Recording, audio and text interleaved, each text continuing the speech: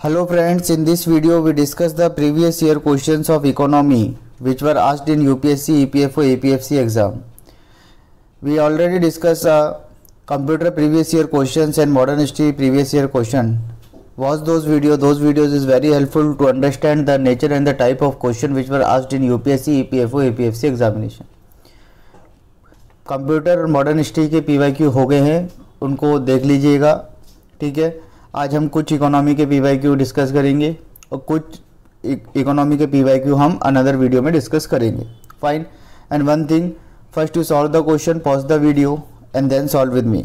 Now first question, which one of the following is the acronym for the word NITI in the NITI Aayog. बहुत easy question है, solve करिए इसको. और acronym मैंने आपको कंप्यूटर में बताया था, एक्रोनिम ऑफ USB, वो भी बहुत बेसिक क्वेश्चन था. किसी को याद है तो मुझे कमेंट सेक्शन में बताइएगा.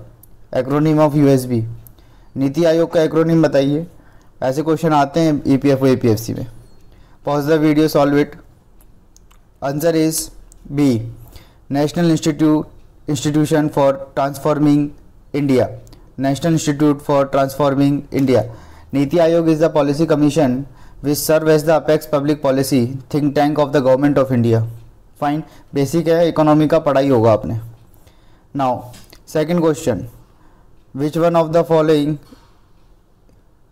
Pair of zonal railway and their headquarter is not correctly match. Not पूछा है, ध्यान दीजिएगा. सॉल्व करिए. Answer is A, central. Central railway zone headquarter is located at Chhatrapati Shivaji Terminus, Mumbai. Eastern Kolkata right, Western Mumbai right, Northern New Delhi right. But center not Nagpur but Mumbai. Fine. Now third question, pause करिए, video को solve करिए. The Kaladan multi modal transit transport project will connected India with which one of the following country. बहुत basic question है, news में रहता ही है, ये important project है. बताइए इंडिया और किस कंट्रीज़ के बीच में है. The Kaladan multimodal project is a joint project between India and Myanmar. Answer is B. Fine.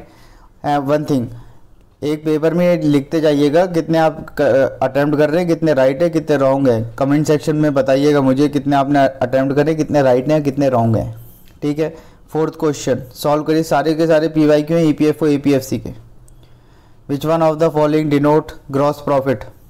Which one of the following denotes gross profit? Solve करिए. Answer is B, sales less cost of good sold. Basically gross profit calculated by subtracting the cost of goods sold from the revenue or the cost of goods sold minus sales. Sales में से आपको cost of goods sold निकाल देंगे तो gross profit आपके सामने आ जाएगा. Actually gross profit is the profit of a company makes after the deducting the cost associated with making and selling its product, या making and selling its product बोल लीजिए, या फिर cost associated with providing its services. ठीक है. Fine, आपने पढ़ाई होगा इकोनॉमी में. बहुत ही फिफ्थ क्वेश्चन बहुत इजी क्वेश्चन है. Which one of the following is not included in the development of human development index HDI. हरदम रहता ही रहता है ये HDI, आपको पता ही होगा, human development index. Answer is B, employment growth report. Note down कर लीजिए. HDI publish by United Nation development programme UNDP. ठीक है. And in HDI taking into account 3 indicators. वो 3 इंडिकेटर्स क्या हैं? लाइफ एक्सपेक्टेंसी, एजुकेशन और पर कैपिटा इनकम. एजुकेशन और literacy rate एक में इंक्लूड करते हैं. ठीक है. तो 3 pillar HDI consider 3 indicator of human development. ठीक है. और basically human development index to assess the social and economic development of the country around the world. ठीक है. नाउ सिक्स्थ क्वेश्चन थोड़ा टिपिकल क्वेश्चन है, सॉल्व करिए, कोशिश करिए. Which among the following is the author of the book choice of technique. बताइए, solve करिए. Answer is A.K. Sen. Amartya Kumar Sen. Fine. Seventh question बहुत बेसिक क्वेश्चन है इकोनॉमिक्स का, आपको आना चाहिए अगर आपने ढंग से इकोनॉमी पढ़ा है तो. core inflation is different from the headline inflation because the former. और मैंने आपको इंपॉर्टेंट टॉपिक्स में इन्फ्लेशन टॉपिक मैंने मेंशन किया था, प्लीज़ उसको कर लीजिएगा, बहुत इंपॉर्टेंट है इन्फ्लेशन वाला टॉपिक। टाइप्स ऑफ इन्फ्लेशन भी करिएगा, सॉल्व करिए। अब यहाँ पे स्टूडेंट को दो ऑप्शन में कन्फ्यूज़न था, ए एंड बी में। सी डी वो एलिमिनेट कर दिए थे, इजीली एलिमिनेट हो जाएगा। Is not based on commodity price index, wrong, consider only care item of the consumption in the price index. अब ये कन्फ्यूज़न था कि इग्नोर करते हैं, कंसिडर करते हैं आर्टिकल को volatile nature in the price, ठीक है, इसमें कन्फ्यूज़न बना रहता है। याद रखिएगा, core inflation ignores article of volatile nature in the price index, ठीक है, ignores the volatile nature in the price index. Volatile nature in the price index like food, coal, इनका प्राइस क्या होता है, मोर फ्लक्चुएट करता है, ठीक है। It create the noise in inflation, ठीक है। तो आंसर इज ए, ठीक है।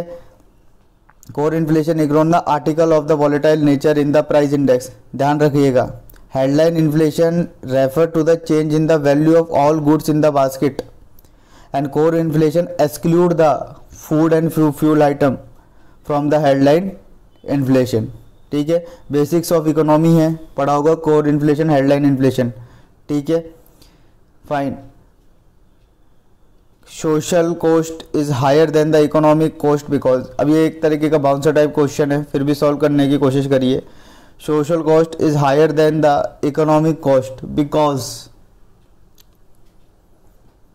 Answer is C, cost borne by bystanders is positive, cost borne by standards is positive. Social cost is higher than the economic cost due to the cost borne by bystanders being positive. अब ये देखिए, एक A option जो डाला है unnecessary, society is bigger than the economy, कोई sense ही नहीं है। B question, society include the polity while economy does not include it, ऐसा कुछ नहीं है। D, society include both consumer and producer, क्या इकोनॉमी नहीं करता क्या? डी ऑप्शन पढ़िए, आप इसको एलिमिनेट से भी कर ही सकते थे, ठीक है। The social cost is higher than the economic cost. Social cost is a total cost or to a society, it include the private cost plus the external cost, but the economic cost is the combination of losses of any goods that have a value attach to them by any one individual, ठीक है। Now 9th question solve करिए, pause करिए video को। Which one of the following is not पूछा है, ध्यान दीजिएगा, is not a feature of the monopolistic competition. अब आपको पता होना चाहिए monopolistic competition. Which one of the following is not a feature of the monopolistic competition, solve करिए।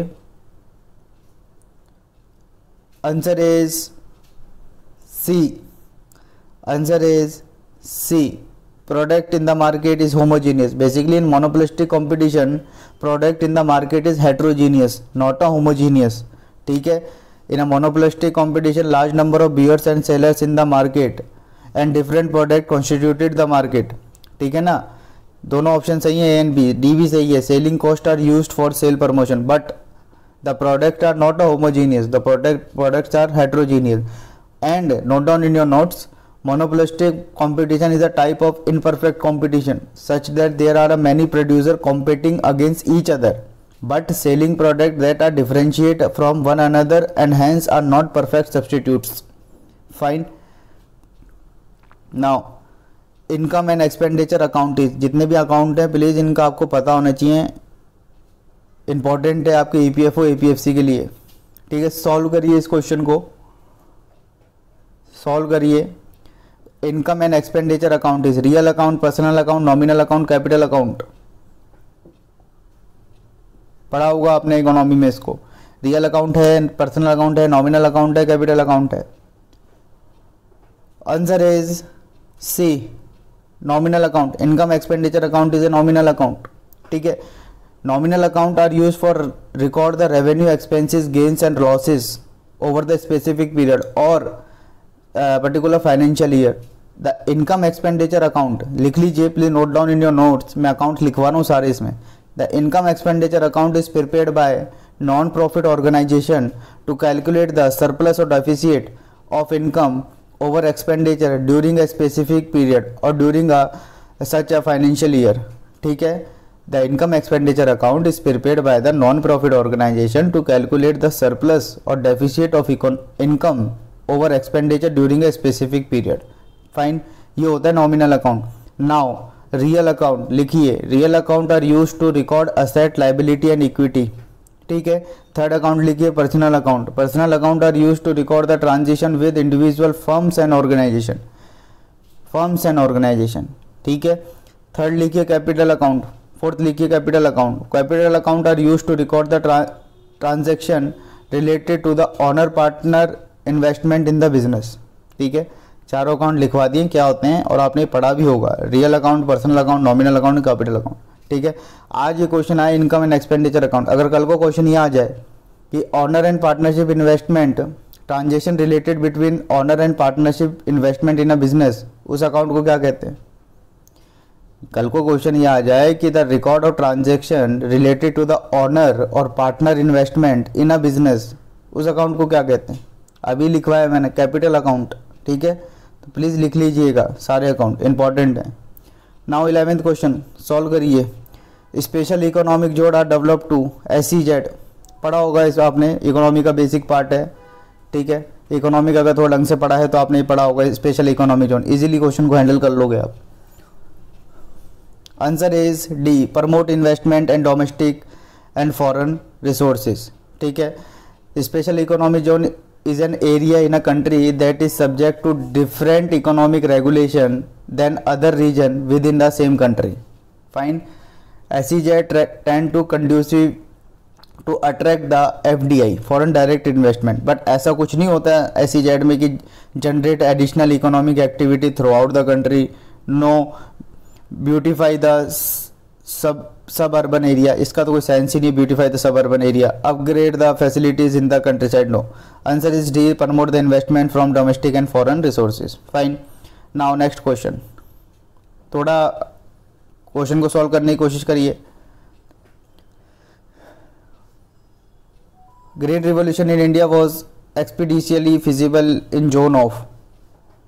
Green revolution in India was expeditiously feasible in zone of A, high rainfall, moderate rainfall, assured irrigation, higher population density.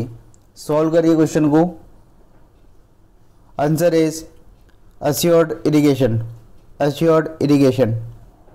Assured irrigation for increasing the crop intensity in India. Not high rainfall, not moderate rainfall, not high population density. Fine.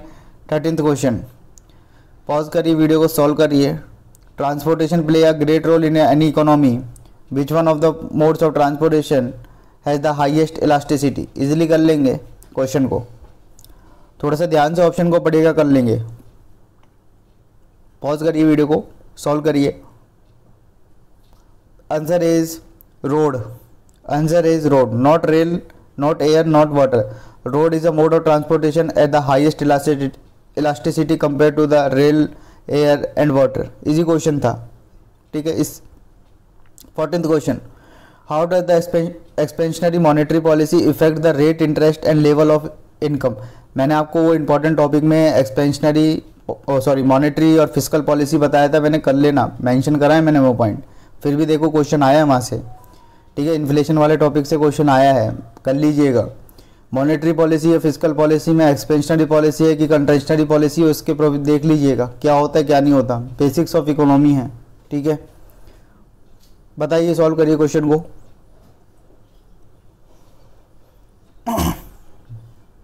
Answer is A. Answer is A.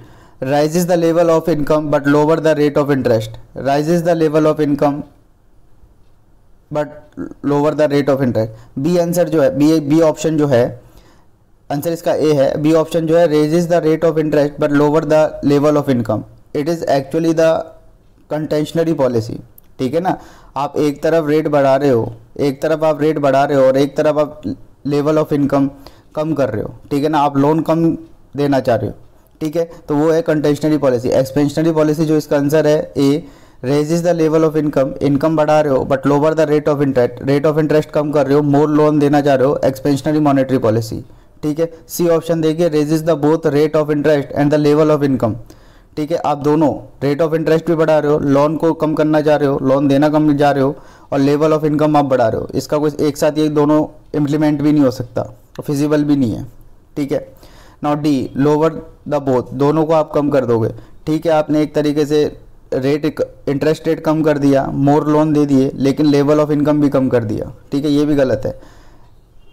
A option जो है वो expansionary monetary policy का है। Answer is ए, कि आप एक तरफ raise the level of income of person बढ़ा रहे हो, but lower the rate of interest rate कम कर रहे हो, मोर लोन दे रहे हो, ठीक है। इसे कहते हैं एक्सपेंशनरी मॉनेटरी पॉलिसी। सेकंड में जो बी है, ये है बेसिकली कंटेंशनरी मॉनेटरी पॉलिसी में, कि आप raise the rate of interest rate बढ़ा रहे हो, ठीक है।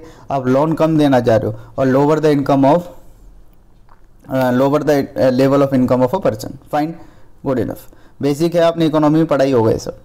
15th question and the last question of today, consider the following item, consumer good and services, gross private domestic investment, goods and service produced by the government, net income from the abroad. Which of the above item are included in GNP?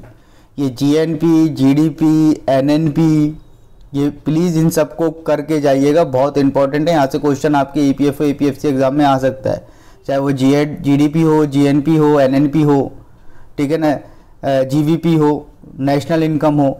अब ये factor cost पे है, market price पे, ये भी देख के जाना है। Personal income, personal disposable income, national disposable income, private income, ये सारा का सारा मैक्रो इकोनॉमी की NCERT का सेकंड चैप्टर में पूरी टेबल फॉर्म में दे रखा है, तो प्लीज़ उसको करके जाइएगा, बहुत इंपॉर्टेंट है, ठीक है। सारा जितना ही मैंने बोला ये करके जाइएगा, बहुत इंपॉर्टेंट है। सॉल्व करिए आंसर को, पॉज करिए वीडियो को। कौन कौन से इंक्लूड करते हैं GNP में, बताइए। बहुत बेसिक क्वेश्चन है, अगर बेसिक्स आपने पढ़ा होगा तो इकोनॉमिक्स का अच्छे से। Answer is D, all. Consumer good and services, gross private domestic investment, goods and service produced by the government and net income from abroad और are include in the GNP, ठीक है ना। GNP at the government expenditure, personal consumption expenditure, private domestic investment, net export and income earned by nationals overseas and eliminates the income of foreign resident within the domestic income economy, sorry, ठीक है। Fine, आज 15 question ले रहे हैं। जितने भी अपने question बचे हैं इकोनॉमी के, वो नेक्स्ट वीडियो में अपन कंप्लीट कर लेंगे, ठीक है। जो भी मैंने नोट कराया प्लीज़ उसको नोट डाउन करते हुए चलिएगा, और आप मुझे बताइएगा आपने कितने अटैम्प्ट करे, कितने राइट है, कितने रॉन्ग है। कंप्यूटर के PYQ करा चुका हूँ, मोस्टली मॉडर्न हिस्ट्री के मोस्टली PYQ हो गए हैं। इकोनॉमी के आज अपन ने कुछ PYQ कर लिए हैं, जो बचे हैं वो नेक्स्ट वीडियो में अपन कंप्लीट करेंगे, ठीक है। रिवीजन करिए मैक्सिमम, बहुत कम टाइम बचा है, ठीक है। Thank you and have a good day, bye.